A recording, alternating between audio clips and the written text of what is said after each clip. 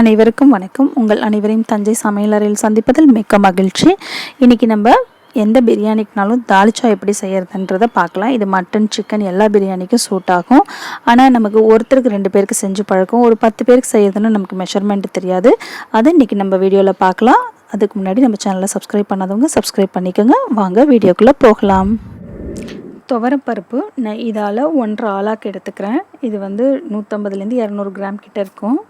நம்ம 1.5 துவரம்பருப்பு எடுத்தோம். அப்போ 1 நான் கடலைப்பருப்பு எடுத்துக்கிறேன். இது கூடவே நம்ம மிக்ஸ் பண்ணிக்கலாம். நீங்கள் எதில் மெஷர் பண்ணுறீங்களோ அதிலே மெஷர் பண்ணிக்கோங்க. அது 1.5 இருந்தால் இது 1 எடுத்துக்கணும். இதை எடுத்து நீங்கள் ஒரு 5 மினிட்ஸ் ஊற வச்சு கூட நம்ம பருப்பு வேக வச்சுக்கலாம். தால்ச்சா பண்ணுறதுக்கு எப்போவும் எலும்போடு இருக்கிற மட்டன் பீஸ் எடுத்துக்கோங்க. அதுதான் நல்லாயிருக்கும். இன்னொன்று சொல்லணுன்னா நெஞ்செலும்பு தான் ரொம்ப நல்லாயிருக்கும். நெஞ்செலும்பு இருந்தால் எடுத்துக்கோங்க. நான் 1/4 கிலோ அளவுக்கு மட்டன் எடுத்திருக்கேன். இப்போ நம்ம கழுவின பருப்பையும் இந்த எலும்பு கூடவே சேர்த்துக்கலாம். இப்போ இந்த பருப்பும் மட்டனும் வேக வைக்கிறதுக்கு நான் இது கூட பூண்டு, சின்ன வெங்காயம் உரிச்சது சேர்த்துக்கிறேன். முழுசாகவே சேர்த்துக்கலாம், இல்லை நீங்கள் தட்டிட்டு கூட சேர்த்துக்கோங்க. பொடிசாக கட் பண்ணி தக்காளி 2, சோம்புத்தூள் 1 ஸ்பூன், அது கூடவே நம்ம கொஞ்சமாக மிளகுத்தூள் 1 ஸ்பூன், அது கூடவே சீரகத்தூள் நான் 1.5 ஸ்பூன் கிட்ட சேர்த்துருக்கேன். இஞ்சி பூண்டு பேஸ்ட்டு நான் 2 ஸ்பூன் சேர்த்துக்கிறேன். 1/4 ஸ்பூன் அளவுக்கு மஞ்சத்தூள், அதுக்கு அப்புறம் தேவையான அளவுக்கு தண்ணி சேர்த்துக்கோங்க. இந்த மட்டன் ப்ளஸ் நமக்கு அதெல்லாம் பருப்பு எல்லாமே வேகணும். அதனால் முழுகிற அளவுக்கு தண்ணி சேர்த்துங்க. ஜாஸ்தி சேர்த்திங்கன்னா பொங்கி ஊற்றிடும். நம்ம குக்கர் லாக் பண்ணிவிட்டு ஒரு 6லேருந்து 7 விசில் வச்சு எடுத்துக்கலாம். இப்போ நான் ஒரு கடாய் வச்சுருக்கேன். அதில் கொஞ்சம் போல் ஒரு 5-6 ஸ்பூன் போல் நான் கடலெண்ணெய் தாங்க சேர்த்துருக்கேன். இந்த எண்ணெய் நல்லா சூடாகட்டும். இப்போ எண்ணெய் நல்லா சூடாயிடுச்சு. கல்பாசி ஒரு துண்டு, 2-3 ஸ்டார் அனீஸ், அது கூடவே கிராம்பு ஒரு 3, பட்டை 2 துண்டு, கொஞ்சமாக பே லீஃப், இதெல்லாம் போட்டு நல்லா பொரியட்டும். இது கூட கொஞ்சம் போல் சோம்புத்தூள், கொஞ்சம் போல் கருவேப்பிலை, இது கூட நான் 2 பெரிய வெங்காயம் கட் பண்ணி வச்சுருக்கேன் நீல வாக்கில், அதை சேர்த்துக்கலாம்.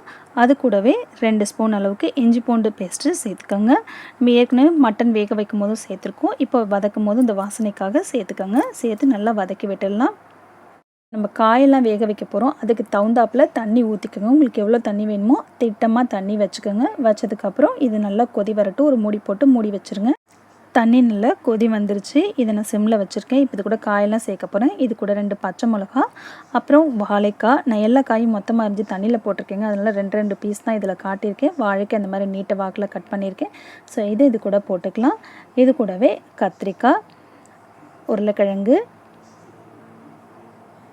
கேரட், இது எல்லாமே போட்டிருக்கேன். முருங்கைக்காய் இது கூட போட்டுக்கலாம், ரொம்ப வாசனையாக இருக்கும். அவரைக்காய் இருந்தால் கூட போட்டுக்கலாம். இதெல்லாமே நீங்கள் சேர்த்துக்கலாம். காய் வேகிறதுக்கு தேவையான அளவுக்கு உப்பு போட்டுக்கிறோம். உப்பு போட்டு நல்லா இது ஒரு தட்டு போட்டு நல்லா மூடி வச்சுருங்க. பாருங்கள், காய் போட்டு நல்லா கொதிக்குது. இப்போ நான் 1 ஸ்பூன் 1.5 ஸ்பூன் கிட்ட மிளகாய்த்தூள் சேர்த்துருக்கேன். உங்கள் காரத்துக்கு ஏற்ப மிளகாய்த்தூள் சேர்த்துக்கோங்க. ஏன்னா நம்ம பச்சை மிளகா போட்டிருக்கோம், ப்ளஸ் நம்ம பிரியாணி கூட சாப்பிட போகிறோம். பிரியாணிலையும் நம்ம மிளகாய்த்தூள் போட்டிருப்போம். அதனால் அந்த காரத்தை அட்ஜஸ்ட் பண்ணிக்கோங்க. இது கூட 2 ஸ்பூன் மல்லித்தூள், ஒரு 1/2 ஸ்பூன் அளவுக்கு கரம் மசாலா. இப்போது காயெல்லாம் வெந்துருச்சான்னு செக் பண்ணிக்கோங்க. காயெல்லாம் வெந்துருச்சு. இப்போது நம்ம பருப்பு எலும்பெல்லாம் வேக வச்சுருந்தோம் இல்லையா, அதையும் இது கூட இப்போ மிக்ஸ் பண்ணிக்கோங்க. இந்த காய் கூட எல்லாத்தையும் இது கூட மிக்ஸ் பண்ணிவிட்டு எல்லாத்தையும் ஒன்றா கலந்து விட்டு நல்லா கொதிக்க விடுங்க. இதெல்லாம் மிக்ஸ் பண்ணதுக்கப்புறம் உப்பு காரம் எல்லாம் சரியாக இருக்கான்னு நீங்கள் செக் பண்ணிக்கோங்க. உங்களுக்கு தேவையான அளவுக்கு சேர்த்துக்கலாம், குட்டிக்கலாம். இப்போ கடைசியாக நம்ம தால்ச்சா ரெடி ஆகிட்டு இருக்கு. இந்த சமயத்தில் நம்மளுடைய மாங்காய் சேர்த்துக்கலாம். தால்ச்சாவில் மாங்காய் போட்டால் செம்ம டேஸ்ட்டாக இருக்கும். இப்போ நம்ம தால்ச்சா ஆல்மோஸ்ட் ரெடி ஆகிடுச்சு. லாஸ்ட்டு ஸ்டேஜாக நான் ஒரு சின்ன லெமன் சைஸ்க்கு எடுத்து, ஒரு 1/2 லெமன் சைஸ்க்கு புளி எடுத்து கரைச்சி வச்சுருக்கேன். அதை இது கூட சேர்த்துட்டு ஒரு கொதி விட்டுடுங்க. அவ்வளோதான். இது கூடவே கொஞ்சம் போல் கொத்தமல்லி சேர்த்துக்குங்க. நம்மளோட தால்ச்சா சூப்பராக மணக்க சூப்பராக சுவையாக ரெடி ஆகிடுச்சு. இப்போ தால்ச்சாவோட செய்முறை உங்களுக்கு தெரிஞ்சிருக்கும். நம்ம ஒரு 10லேருந்து 15 பேர் கிட்டத்தட்ட நம்ம இதை சாப்பிட்லாம். இந்த மெஷர்மெண்ட்டில் நீங்கள் செஞ்சிங்கன்னா தாராளமாக சாப்பிட்லாம். இதை விட கம்மியாக வேணும்னா நீங்கள் பருப்போட அளவெல்லாம் கம்மி பண்ணிக்கோங்க. இதை விட ஜாஸ்தி வேணும்னாலும் இதே மெஷர்மெண்ட்டில் கொஞ்சம் ஜாஸ்தி பண்ணிக்கோங்க. இது இட்லி, தோசை, இடியாப்பம் இது கூடலாம் சாப்பிடவும் ரொம்பவே நல்ல காம்பினேஷனாக இருக்கும். ட்ரை பண்ணி பாருங்கள்.